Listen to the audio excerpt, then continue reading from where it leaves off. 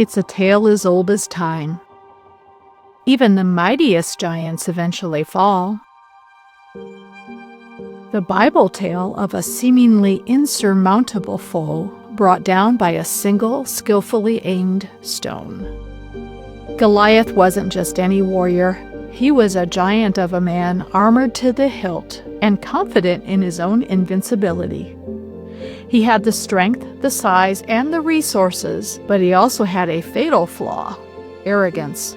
His size and power made him blind to the clever, calculated precision of his opponent. Fast forward to today, and we see a similar dynamic playing out, although many don't recognize it.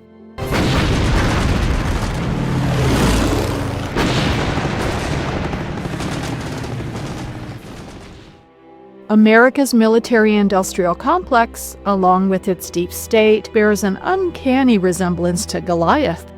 Overbloated, endlessly funded with blank checks, and focused on enriching those at the top while leaving its citizens shackled to a mountain of debt. It's a juggernaut with its own weaknesses: inefficiency, greed, and an overconfidence that blinds it to the emerging threats. And then there's David. Or rather, the new David. Meet BRICS, a consortium of nations, Brazil, Russia, India, China, South Africa, and their allies like Iran, quietly building advanced technologies and military capabilities without the bureaucratic corruption that bogs down the West. BRICS operates with precision and agility, free from the overreaching kleptocracy of Western defense contractors. Now, imagine BRICS as David and the West, led by NATO, as Goliath. NATO, with its traditional strategies and nuclear posturing, moves conventional weapons ever closer to the borders of a key BRICS power, Russia. Yeah, good morning, George. Nuclear saber rattling from the Kremlin this morning, with Vladimir Putin appearing to threaten to use nuclear weapons if Ukraine fires American-made missiles into Russia. The Kremlin saying the doctrine was updated in response to what it calls the new situation. The new Russian policy essentially authorizes the use of nuclear weapons in response to what it calls, quotes, critical threats of aggression using conventional weapons. Now remember, President Biden lifting restrictions on the ATACMS ballistic missiles, which are, of course, conventional weapons, essentially allowing them to be fired into Russia. Putin has made nuclear threats before that have proved to be hollow. A senior Ukrainian military source telling me this is blackmail, but also warning nuclear weapons are a Pandora's box that shouldn't be opened. This move likely aimed as much at President-elect Trump, who's promising to end the war when he takes office. Russia, rich in natural resources and advanced military technology, has warned the West repeatedly, back off, or we will use nuclear weapons. Yet the West, emboldened by leaders like Joe Biden, a figure many see as a puppet of the deep state, continues to escalate tensions. They pour billions of dollars into weapons and rhetoric, pushing their adversaries to the brink. But what if Russia doesn't have to rely solely on its massive nuclear arsenal? What if one of its BRICS allies steps in with a game changer? Enter Iran.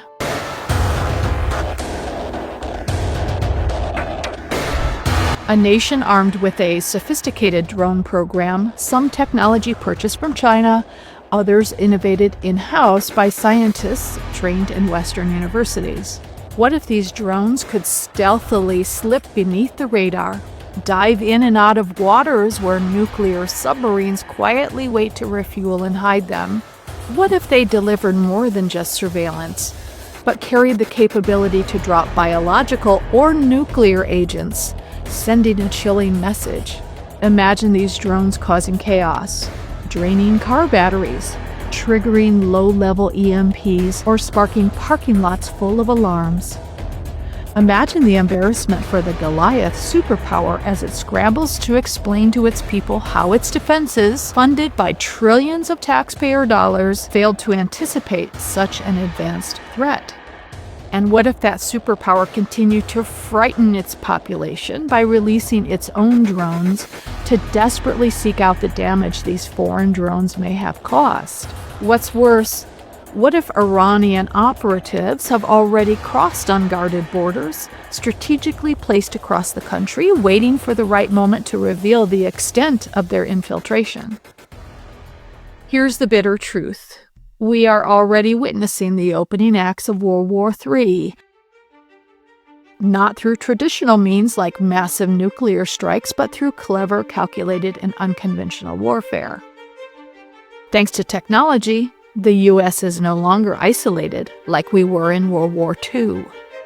We're now an easily accessible target, and that message has been sent loud and clear. The Western powers, blinded by their own arrogance, are ill-equipped to answer the questions their citizens are now asking. Why were we so unprepared for this kind of conflict? Where did all the defense money really go? Why are we investing in outdated systems when the battlefield has fundamentally changed?